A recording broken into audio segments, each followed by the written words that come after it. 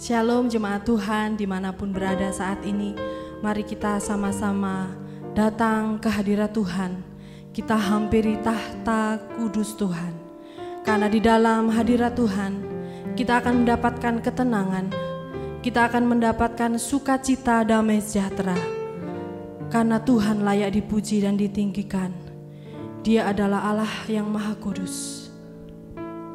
Haleluya.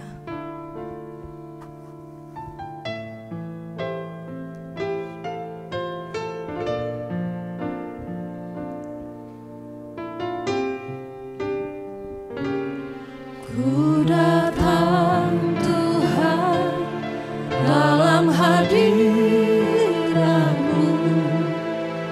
berhiaskan kekudusan.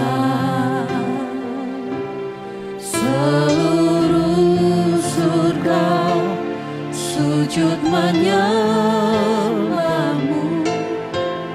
Ku tersungkur dan berseru, Kudus, Kuduslah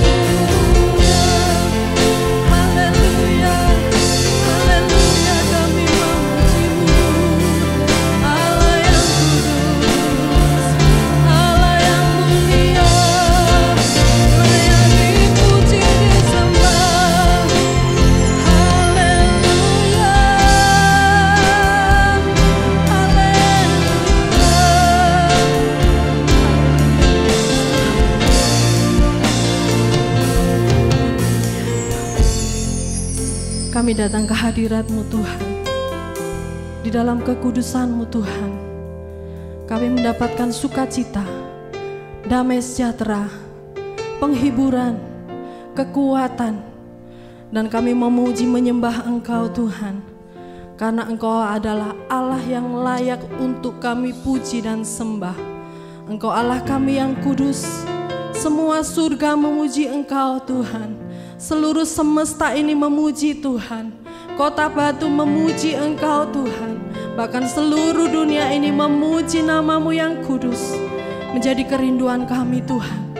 Itu semua menjadi nyata Tuhan. Kami bersyukur buat kasih-Mu, buat kemurahan-Mu hari ini. Biarlah Tuhan Kau bertahta di atas puji-pujian kami. Biarlah Tuhan pujian kami boleh berkenan berlayak di hadapan-Mu. Dan pujian kami yang kami sampaikan dari hati kami boleh berkenan di hadapan-Mu. Di dalam nama Tuhan Yesus Kristus kami bersyukur. Haleluya. Amin. Puji nama Tuhan. Kita akan bersama-sama naikkan pujian kita di hadapan Tuhan. Karena Allah kita adalah Allah yang sanggup untuk menolong setiap permasalahan hidup kita. Amin. Haleluya.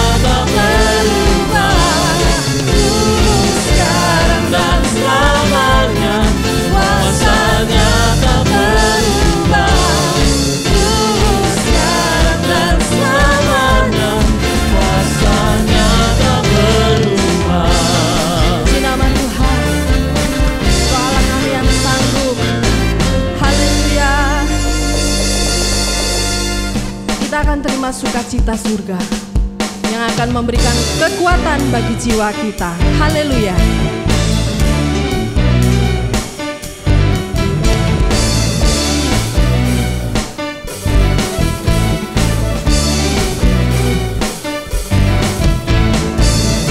Sukacita surga, itulah kekuatan bagi jiwa.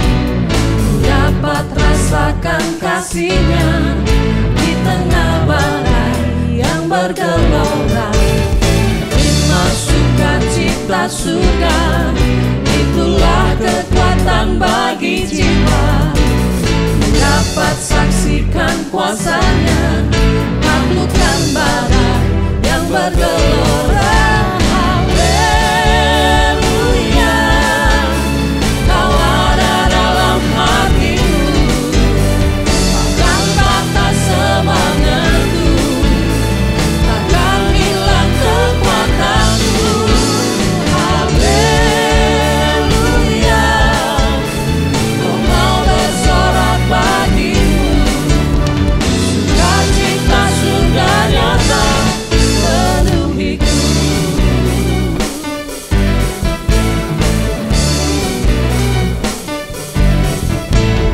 Terima sukacita surga, itulah kekuatan bagi jiwa. Ku dapat rasakan kasih-Nya di tengah badai yang bergelora.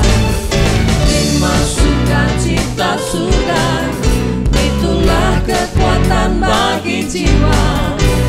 Ku dapat saksikan kuasa-Nya, taklukkan badai yang bergelora. Haleluya, Kau ada dalam hatiku, takkan batas semangatku, takkan hilang kekuatanku. Haleluya, Ku mau bersorak bagimu, sukacita surga nyata penuhiku.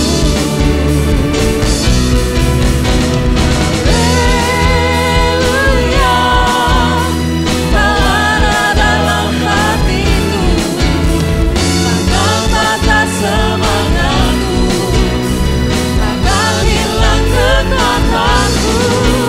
Haleluya, Ku mau bersorak bagimu, sukacita surga nyata penuhiku. Sukacita surga nyata penuhiku. Sukacita surga nyata penuhiku.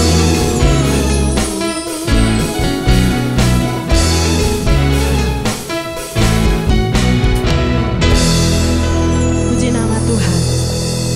Mari kita akan siapkan hati kita. Biarlah Tuhan boleh menaburkan firman di dalam hati kita dengan penuh percaya bahwa janji Tuhan iya dan amin akan terjadi dalam hidup kita. Haleluya.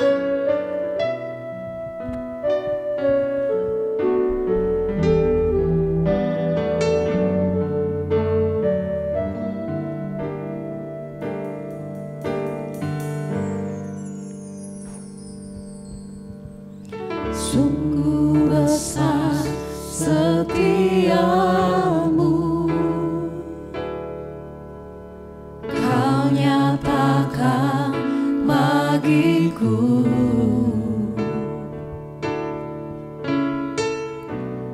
Kau Bapa yang selalu mengerti isi hatiku.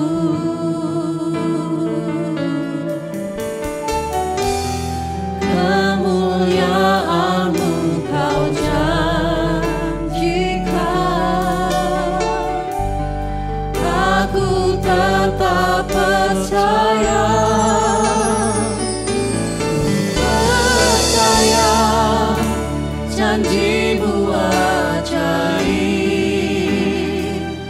terbukti dalam kehidupanku.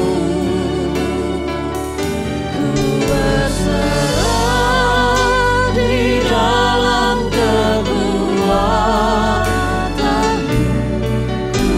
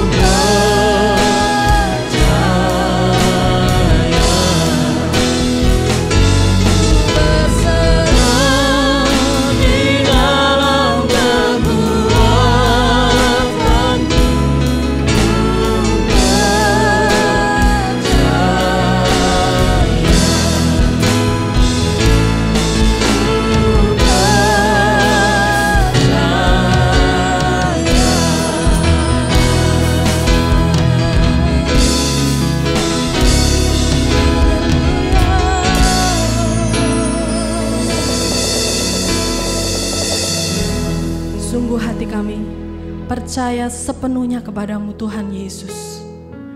Engkaulah yang membuat segala sesuatu begitu indah di dalam hidup kami Tuhan.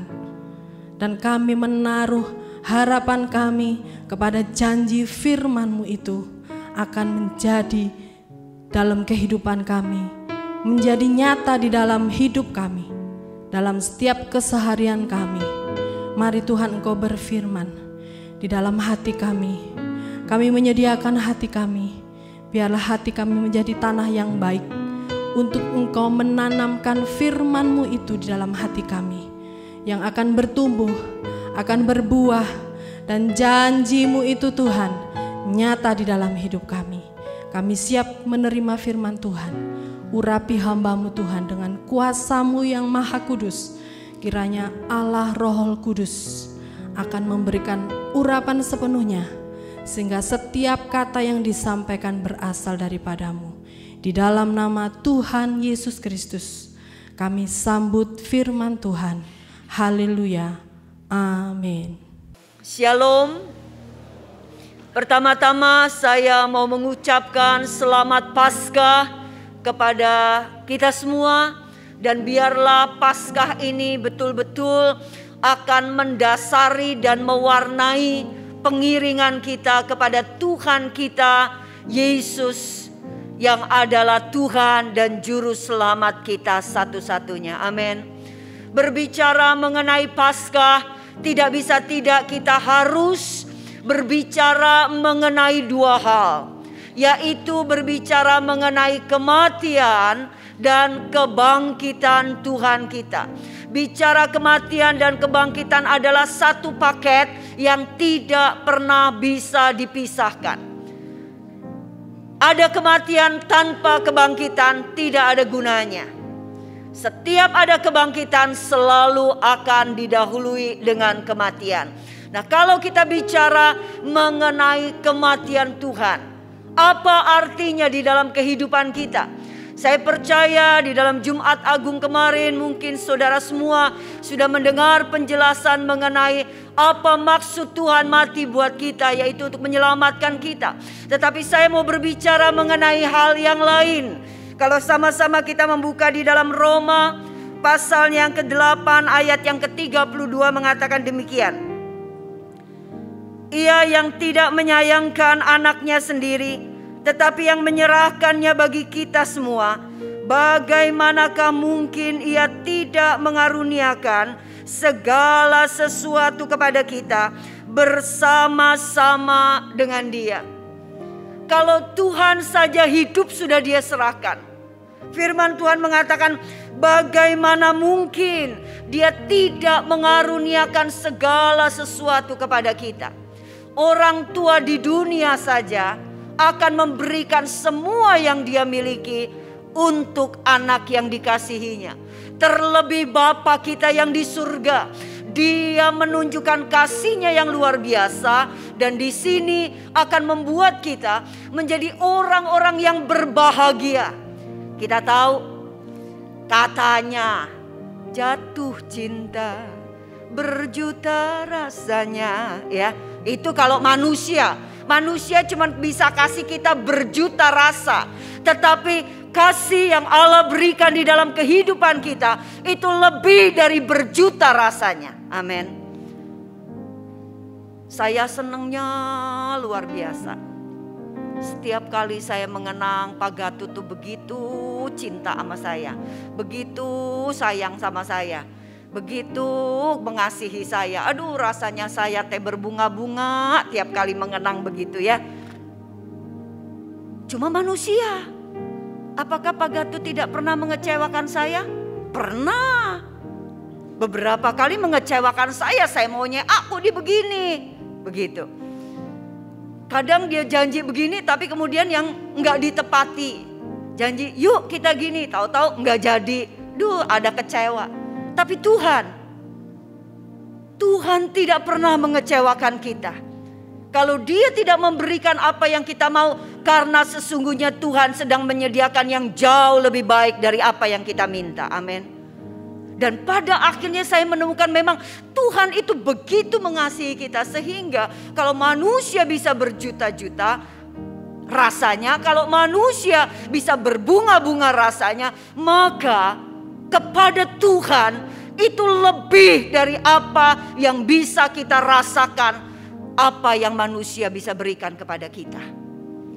Dan kalau kita tahu di dalam Roma 8 ayat yang selanjutnya 35 dan selanjutnya, kita tahu di situ bagaimana Tuhan mengatakan bahwa kasih Tuhan itu begitu kuat di dalam kehidupan kita, sehingga apapun A sampai Z tidak akan pernah dapat memisahkan kasih Kristus dengan kita. Siapapun, manusia kek, apa kek, sampai penguasa di udara kek, tidak akan pernah bisa memisahkan kasih Kristus dengan kita. Mau A sampai Z tidak akan pernah dapat memisahkan kasih Kristus dengan kita. Itu yang membuat kita menjalani kehidupan ini gak takut. Menjalani kehidupan dunia ini dengan hati yang sukacita, karena kita tahu ada satu oknum yang sangat mengasihi kita. Dan kalau tiap minggu kita ibadah di tempat ini, kita tahu bagaimana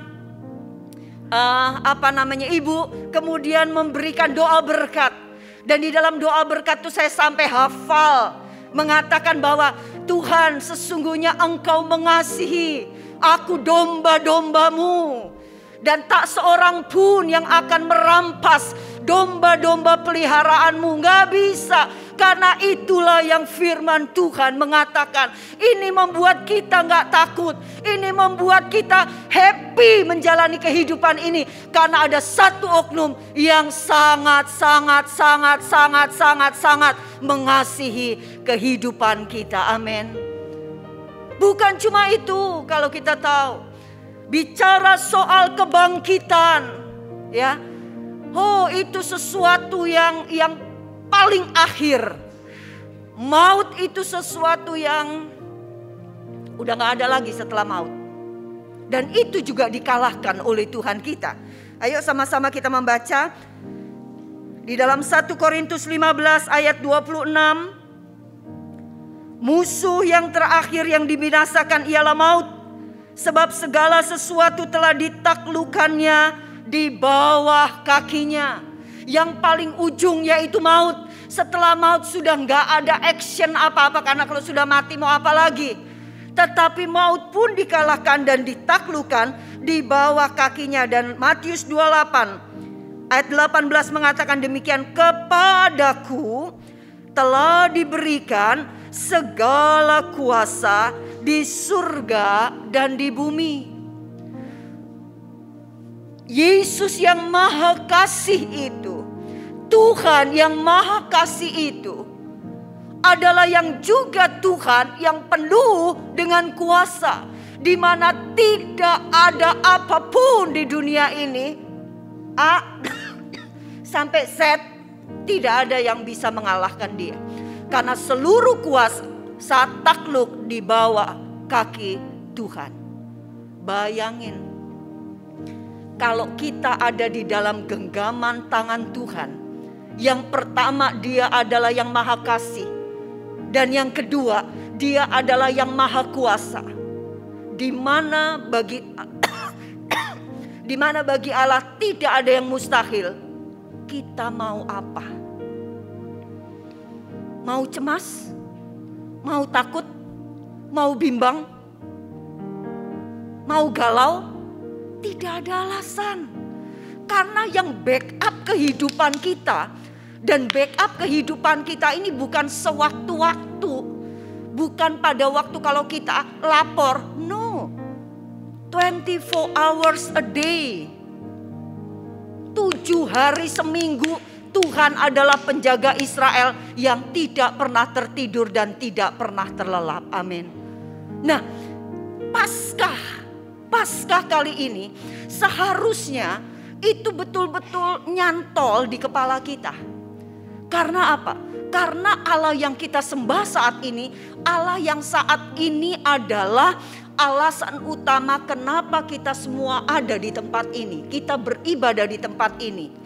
Karena satu alasan. Karena kita sedang menyembah Dia Dia yang seperti apa? Dia yang maha kasih dan dia yang maha kuasa. Nah, sekarang pertanyaannya buat kita semua. Paskah yang kita peringati setiap tahun. Kedua, tiap bulan kita masuk di dalam sakramen perjamuan kudus untuk memperingati kematian Tuhan buat kita. Apakah itu sedang mendasari dan mewarnai kehidupan kita? Apakah kita yakin bahwa mulai dari A sampai Z kehidupan kita, situasinya beda, masalahnya beda, variasinya beda, bobotnya beda, waktunya beda, macem-macemnya beda, A sampai Z, nano-nano. Apakah kita tetap yakin bahwa Dia adalah Allah yang maha kasih dan Allah yang maha kuasa? Apakah kita tetap yakin bahwa Dia adalah Allah yang mati dan bangkit dari antara orang mati? Pertanyaan saya bukanlah untuk bertanya apakah saudara semua yakin bahwa Yesus sudah mati atau Yesus sudah bangkit. Tidak. Bicara Yesus mati, bicara Yesus bangkit itu adalah sejarah. Tetapi maknanya yang terpenting.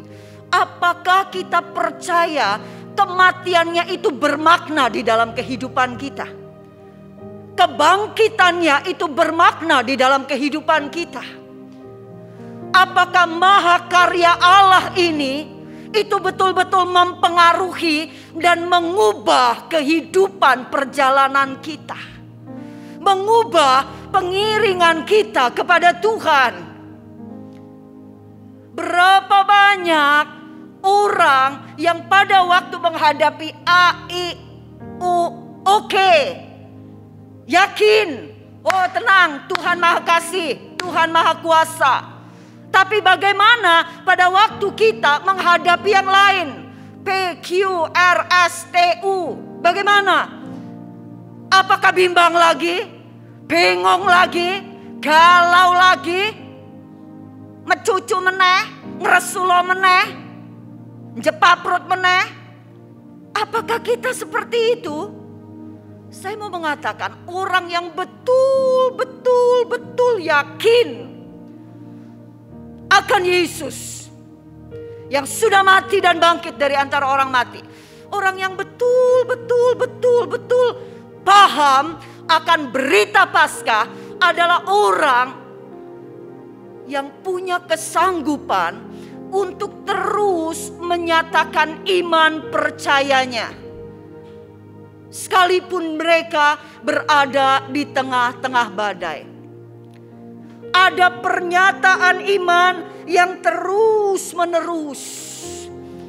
Pernyataan iman yang waktu menghadapi A, B, C, D mengatakan oke, Allah maha kasih, maha kuasa, so tenang aja. Waktu menghadapi F, G, H, I, J, tenang, Allah maha kasih, Allah maha kuasa, tenang. Waktu menghadapi M, N, O, P, Q, tenang, Allah maha kasih, maha kuasa, tenang, don't worry, be happy. Waktu menghadapi R, S, T, U, V, W dan seterusnya, tenang, Allah maha kasih, Allah maha kuasa. So, calm down. Apakah seperti itu? Berita Paskah adalah satu berita yang sedang mengatakan tenang. Jangan takut. Pancaroba kehidupan bisa nano-nano. Pancaroba kehidupan bisa macam-macam variasinya, bobotnya, situasinya, N sebagainya. Tetapi prinsipnya sama. Bagaimana kita mendasari itu, bagaimana kita mewarnai, menyikapi itu semua, bahwa Dia yang kita sembah adalah Dia yang maha kasih dan Dia yang maha kuasa. Amin. Saudara yakin bahwa Allah yang kita sembah adalah Allah yang maha kasih dan maha kuasa? Puji Tuhan. Yuk sekarang kita belajar.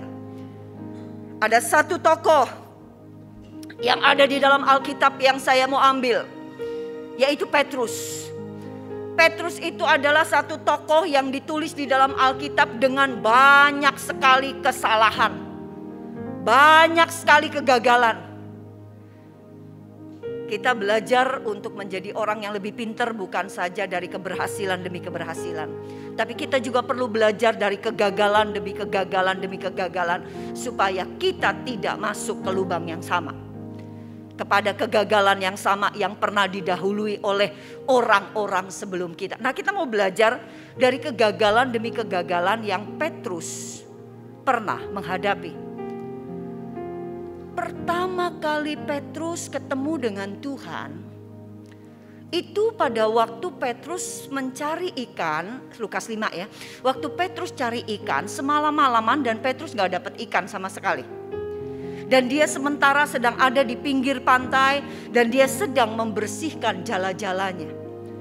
Orang dapat ikan, selesai itu ya membersihkan jala-jalanya. Orang gak dapat ikan bisa jadi juga membersihkan jala-jalanya, karena yang ditangkap cuma ganggang-ganggang atau plankton atau ikan yang kecil-kecil yang gak kepake begitu ya. Mungkin yang nyangkut di jala-jala itu. Sehingga pada waktu orang sedang membersihkan jala-jala, orang luar sebetulnya gak tahu ini lagi ngebersihin setelah dapat ikan atau gak dapat ikan. Orang gak tahu. Orang yang tahu dia pasti habis menjala ikan. Itu sebabnya dia sedang membersihkan. Nah, singkat cerita, Petrus gak ngomong, Petrus gak buat pengumuman, Petrus gak bikin announcement kepada banyak orang yang menyatakan bahwa halo, perhatian, semalam saya mencari ikan dan tidak mendapatkan apa-apa. Tidak ada pengumuman yang seperti itu. Tetapi kita tahu Yesus datang kepada Simon dan Yesus menunjukkan kasihnya kepada Simon. Seakan-akan sedang mengatakan gini, Mon, aku tahu hari ini kamu pasti agak susah. Karena apa? Karena kamu semalam cari ikan gak dapet, Mon. Aku mau kasih ikan buat kamu. Yuk. Apa yang kita tahu yang Yesus lakukan? Yesus aktif. Ya, Yesus aktif. Yesus mulai apa? Yesus mulai, ayo Mon, bawa jala-jala kamu. Mon, ayo kita menyeberang ke tempat yang lebih dalam. Pergi ke tempat yang lebih dalam. Mon, ayo tebarkan jala kamu di sini. Yesus menginstruksikan 1, 2, 3, 4. Itu yang diberikan kepada Petrus. Dan kemudian Petrus mengikuti instruksi-instruksi yang Yesus melakukan, yang Yesus mengatakan. Dan pada waktu dia melakukan itu, akhirnya kita tahu ceritanya apa? Ceritanya Petrus mendapatkan sejumlah besar ikan. Sampai pada akhirnya di sini itu bisa lanjut PowerPoint-nya. Di sini kemudian dia mulai mengatakan apa? Tuhan, perhatikan. Di ayat yang kelima, Lukas 5 ayat yang kelima dia mengatakan guru. Tetapi setelah dia dapat sejumlah besar ikan, dia mengatakan Tuhan. Kenapa? Petrus seorang nelayan, dia tahu persis impossible bisa mendapatkan ikan tengah hari bolong, sementara malam aja dia gak dapat apa-apa. Ini menunjukkan Yesus yang ada di hadapannya ini bukan sekedar guru. Guru mah kagak bisa bikin bim salabim. Tapi Yesus bisa melakukan ini. Ini menunjukkan dia adalah Allah, Tuhan yang Maha Kuasa. Di sini melalui kejadian ini Petrus belajar. Oke, ternyata Yesus yang ada di hadapannya adalah Tuhan yang Maha Kasih dan Tuhan yang Maha Kuasa. Tapi kita tahu hidup nih gak sama. Day by day, setiap hari beda, situasinya beda, variasinya beda, masalahnya beda, bobotnya beda, macem-macemnya bisa beda. Nggak ada yang persis plak sama, nggak ada.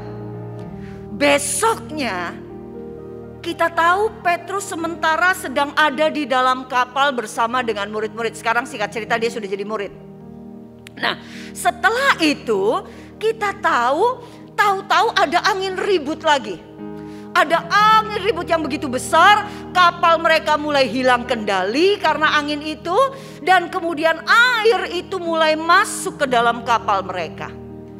Yang menjadi persoalan di sini adalah waktu persoalan itu jadi, sementara dihadapi oleh murid-murid, Yesus tidur. Yesus diem. Yesus nggak ngomong seperti yang kemarin aktif. Yesus nggak ngomong, tenang Pet, ayo, kembangkan layar, belok kiri, putar 180 derajat, atau nyimpang 90 derajat. Ayo kita ke sini, ini gini, ayo ambil ini, ambil. Tidak sama sekali. Yesus diem, Yesus pasif. Pada waktu Yesus pasif, sebetulnya di dalam tidurnya Tuhan, Yesus itu tunggu. Adakah pernyataan iman yang keluar dari murid-muridnya? Situasinya beda, tapi Tuhan sedang mau menyatakan kepada murid-murid, apapun situasinya, Aku Allah yang tetap Maha Kasih dan Allah yang Maha Kuasa. Tetapi di sini murid-murid gagal untuk bisa melihat. Yang dia pikir Yesus mengasihi, Yesus berkuasa cuma kalau Yesus ngomong. Kalau Yesus gak ngomong berarti gak ada nih kasihnya, gak ada nih kuasanya. Sampai akhirnya apa yang Yesus mengatakan di dalam Markus 4 ayat 40. Lalu ia berkata kepada mereka, mengapa kamu begitu takut? Mengapa kamu tidak percaya? Yesus cuma minta satu, yakin. Yesus cuma minta satu, percaya. Yesus cuma minta satu, munculkan imanmu. Munculkan iman yang mengatakan apa? Iman yang mengatakan, Tuhan, bukankah apapun tidak akan pernah dapat memisahkan kasih-Mu dari aku? Bukankah maut saja sudah Engkau kalahkan? Oh Tuhan, segala kuasa ada di bawah kaki-Mu. Sehingga Tuhan, aku percaya. Gak ada yang keluar sampai Tuhan harus tegur dengan mengatakan, kenapa kamu gak percaya? Lihat, orang yang gak pernah yakin dengan berita Paskah, orang yang gak pernah yakin dengan kasih dan kuasa Tuhan adalah orang yang akan diwarnai hidupnya dengan ketakutan, kecemasan, kekhawatiran, kegalauan, kemarahan, dan sebagainya. Tetapi apabila di sini ada iman yang percaya penuh, Dia Allah Maha Kasih dan Maha Kuasa, maka yang akan muncul adalah apa? Damai, tenang, nggak takut, nggak galau, nggak khawatir. Lanjut, ya. Satu kali Tuhan bilang begini, ayo ke seberang, aku nanti nyusul, kamu duluan. Berangkatlah murid-murid nih, 12 nih, naik kapal nih. Di tengah jalan, tahu-tahu ada angin ribut lagi. Sama kayak kemarin angin ributnya, tapi situasinya beda. Situasi yang kemarin Yesus ada bersama dengan mereka and tidur. But sekarang Yesus gak ono. Yesus masih di seberang. Ya opo saiki? Gimana? Seandainya saja Yesus tidur, oh gak apa-apa. Aku akan memunculkan imanku. Kemarin kan pengalamannya begitu. Oh Tuhan, aku percaya Engkau Allah yang Maha Kasih dan Maha Kuasa. Tapi masalahnya ini kasusnya teh beda. Kasusnya Yesus teh gak ada. Kalau Yesus gak ada teh kumaha. Kalau Yesus nggak ada, kayak bagaimana? Kalau Yesus nggak ada, so what? Yesus di seberang, tunggu. Apakah ada pernyataan iman yang keluar dari murid-muridnya? Karena apapun situasinya A sampai Z, Dia Allah yang maha kasih dan Dia adalah Allah yang maha kuasa. Sampai kemudian singkat cerita, Yesus harus datang berjalan di atas air. Ayat Matius 14 ayat 31 mengatakan demikian. Segera Yesus mengulurkan tangannya memegang dia dan berkata, "Hai orang yang kurang percaya, mengapa engkau bimbang?" Lihat, di mana ketiadaan iman kepada Tuhan yang maha kasih dan maha kuasa, ini yang muncul. Bimbang, takut, ragu, dan sebagainya. Dan kita tahu singkat cerita akhirnya tenang sudah. Apapun, ayo kita ingat apapun situasinya A sampai Z. Apapun, siapapun, A sampai Z, kuncinya sama. Dia Allah yang maha kasih dan Dia Allah yang maha kuasa. Sehingga tidak akan ada ketakutan di dalam kehidupan kita. Lanjut lagi. Sekarang apa? Sekarang kita tahu Yesus sudah ditangkap. Kasusnya beda lagi. Buset dah, berubah-berubah terus. Ini sekarang Yesus ditangkap. Nggak ada bersama-sama dengan mereka, gagal lagi. Apa yang dilakukan murid-murid? Lari. Ninggalin Yesus. Takut kalau ditanyain. Dan Petrus menyangkal Yesus sampai 3 kali. Ada satu kegalauan lagi yang menjadi persoalan kemarin kalau nggak ada. Ya, tapi Yesus kan masih oke. Sekarang Yesus dalam keadaan terbelenggu. Dia sudah nggak bisa ngapa-ngapain. Terus mau apa? Dia ada di bawah kekuasaan Roma pada waktu itu. Mau apa? Kasusnya beda lagi. Waktu kita menunggu jawaban Tuhan bisa beda-beda. Tuhan kayaknya kagak ngomong apa-apa nih. Tuhan kok diem-diem aja nih. Perasaan dulu ya aku merem. Oh Tuhan jawab aku merem, buka Alkitab. Merem nih. Jawaban Tuhan. Ini ternyata ayatnya buat aku. Ada nggak yang pernah lakuin itu? Terus waktu lihat ayat, oh Tuhan menjawab aku, puji Tuhan. Besok ada masalah lagi. Kita merem lagi. Yang muncul adalah apa? Terkutuklah engkau. Terus kita pikir, kok Tuhan kagak jawab? Yang muncul adalah binasalah engkau. Kok Tuhan kagak jawab? Waktu Tuhan gak jawab. Berapa banyak orang mencari jawaban Tuhan. Melalui apa? Kita mesti pergi ke sebelah sono tuh. Di sono tuh pendetanya talk-chair. Karena di sono pendetanya begitu lihat. Kamu pasti begini-begini kan? Tuhan bicara begini. Kamu begini-begini kan? Pasti begini. Di sini kagak ada yang ngomong begitu. Yuk di sono nyari. Berapa banyak orang mencari yang seperti itu. Enggak betah pada waktu sepertinya Tuhan diem. Enggak betah waktu Tuhan pasif. Enggak betah waktu seakan-akan Tuhan gak ada. Enggak betah. Dan selanjutnya kalau kita lihat di situ kenapa kok Petrus tidak seperti Yudas? Kenapa kok Petrus tidak bunuh diri seperti Yudas pada waktu dia tahu akhirnya aduh aku salah nih. Dengan menjual Yesus dengan 30 keping perak, dia kembaliin tuh 30 keping perak. Dia menyesal dan akhirnya dia bunuh diri. Petrus enggak. Kenapa? Karena dia kembali lagi yakin. Sekalipun Yesus seakan-akan tidak mampu dan tidak ada bersama dengan mereka, tapi dia tetap Allah yang maha kasih dan maha kuasa. Itu sebabnya dia masih jalanin hidup. Lanjut lagi. Setelah itu Yesus sudah pergi ke surga. Sudah dadah sayonara. Bye, aku pergi ya. Dah ya. Baik-baik ya, di dunia baik-baik ya. Nanti satu kali aku balik lagi ya, dengan cara yang seperti ini ya. Oke, dah, see you. Waktu Yesus bicara begitu udah gak bersama-sama.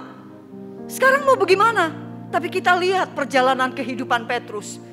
Dia betul-betul kuat karena apa? Sekarang ibaratnya bumi gonjang-ganjing, langit kelap-kelip, tek. Istilah. Dia yakin bahwa Allah yang dia sembah adalah Allah yang maha kasih dan Allah yang maha kuasa.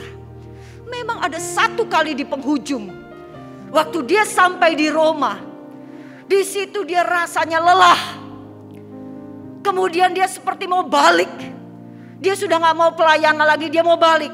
Waktu dia mau balik, di situ yang kita kenal dengan peristiwa Quo Vadis, di mana Tuhan bicara, Petrus, memangnya kamu mau kemana?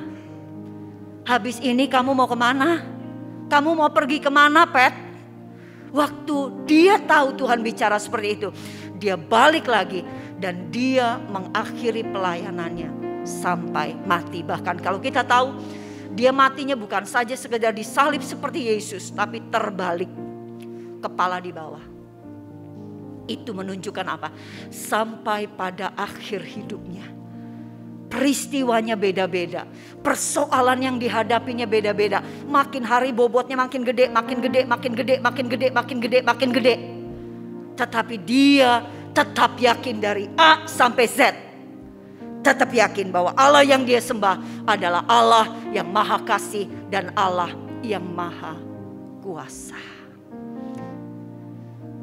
Bagaimana dengan kita, saudara? Ada persoalan apa? Adakah perbedaan yang kemarin Tuhan tolong, yang hari ini kemudian kita pikir yang kemarin masalahnya begini, yang kemarin masalahnya begono, yang kemarin persoalannya gimana, dan sekarang soalnya begini.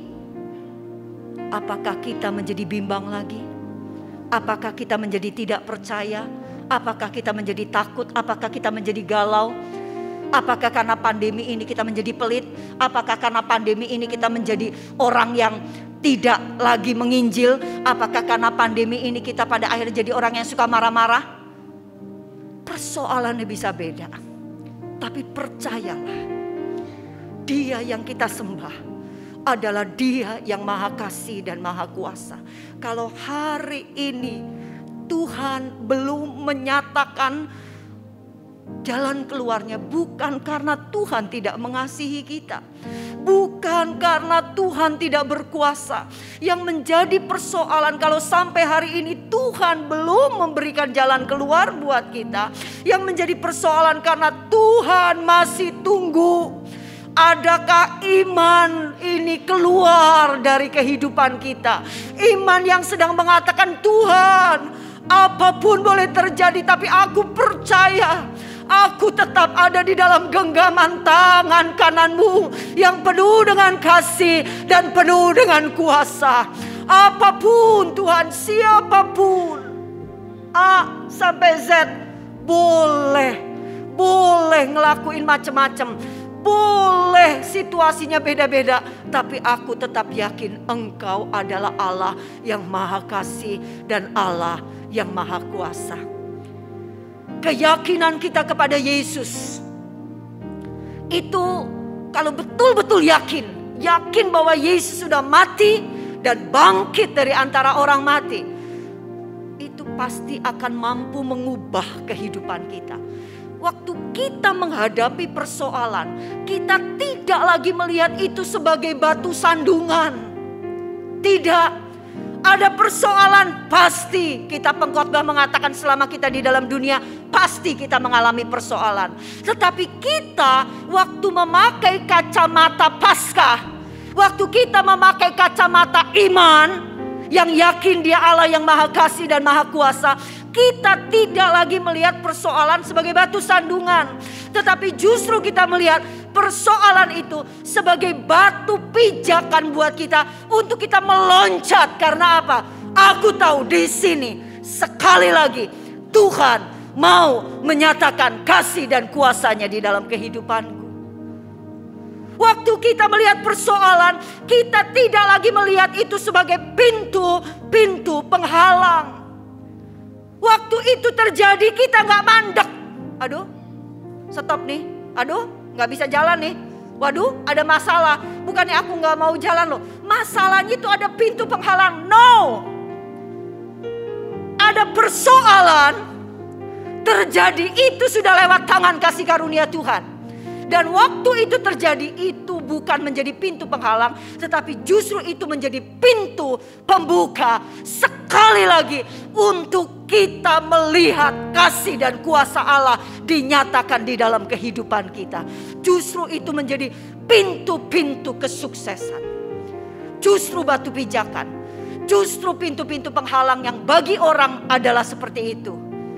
Bagi kita, itu adalah satu cerita kesaksian yang luar biasa untuk kita bagikan kepada orang-orang yang mengenal kita. Karena kita mampu mengubah semua itu menjadi batu loncatan dan batu pijakan di dalam kehidupan kita. Kita akan tundukkan kepala bersama.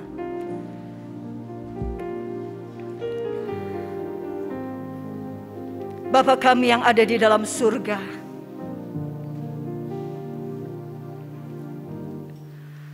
pertama-tama ampuni kami Tuhan.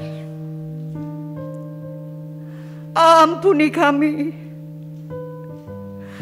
Lidah bibir kami sering mengatakan kami adalah orang-orang yang percaya akan kematian dan kebangkitan-Mu. Tapi sikap kami waktu menghadapi persoalan ini,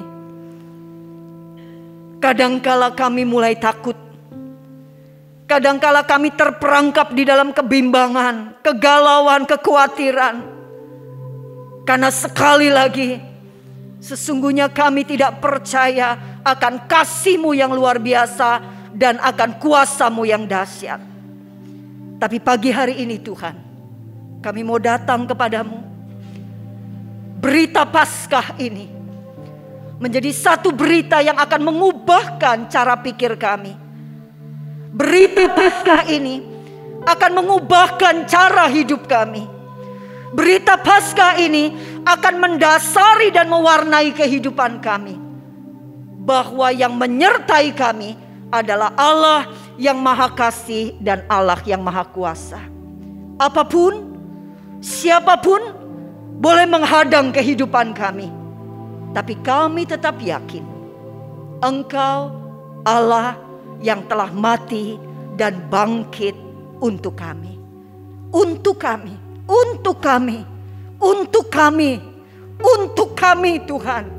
Kami berterima kasih, kami bersyukur. Kiarabasan dalam anak kurabasyiki alamana takarararayasiki. Innalalia kialabashi dalam anak kurabata kalabasyan dalam anak kirabakaya balalalas. Innalalalalalayasiki alamana takarawalalawasiki alamana takurawasin dalalalamo. Terima kasih Tuhan, terima kasih. Terima kasih Tuhan, Kau mati buat kami. Terima kasih Kau bangkit buat kami. Terima kasih Tuhan, Kau tidak pernah melepaskan kami. Terima kasih Kau selalu punya jalan keluar di dalam setiap persoalan kami. Terima kasih Tuhan. Terima kasih untuk keselamatan yang Tuhan beri. Bukan saja keselamatan kami setelah kami hidup ini dan mati, dan setelah itu ada hidup setelah kematian. Bukan saja keselamatan kekal yang Tuhan berikan, tetapi hari demi hari Tuhan tetap juru selamat di dalam kehidupan kami. Di dalam nama Tuhan Yesus Kristus kami berdoa, kami mengucap syukur. Amin. Amin.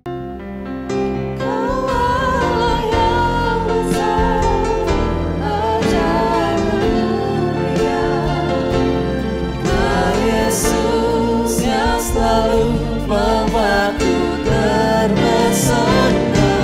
Segala pujian bagi-Mu ya Tuhan. Hanya Kau yang layak ku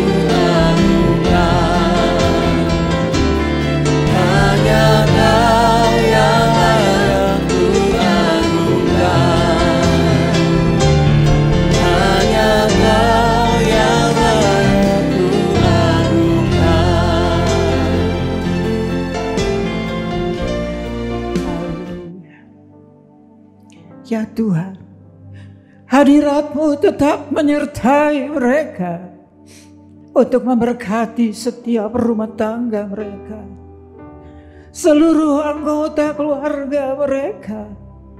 Berkatilah usaha dan mata pencaharian umat-Mu. Berkatilah roti dan air mereka. Berkatilah umat-Mu ini dengan kekuatan dan kesehatan. Sesungguhnya Dikau sangat mengasihi umat-Mu. Seluruh umat-Mu ini ada di dalam telapak tangan-Mu, dan tak seorang pun dapat merampas mereka, domba-domba-Mu ini, dari dalam tangan-Mu. Hamba-Mu berdoa, bawalah seluruh sidang jemaat-Mu ini semakin hari semakin dekat kepadamu, semakin mengasihi Engkau ya Tuhan, sehingga mereka boleh tiba di puncak bukit kesucian-Mu dan memandang wajah-Mu yang indah. Kini sidang jemaat yang dikasihi Tuhan, Allah yang kekal adalah naungan-Mu, dan lengannya yang abadi menopang Engkau. Tuhan memberkati Engkau dan melindungi Engkau. Tuhan menyinari Engkau dengan wajah-Nya, serta memberikan Engkau kasih karunia. Tuhan menghadapkan wajah-Nya kepadamu dan memberikan Engkau damai sejahtera di dalam berkat nama Tuhan Yesus Kristus. Amin.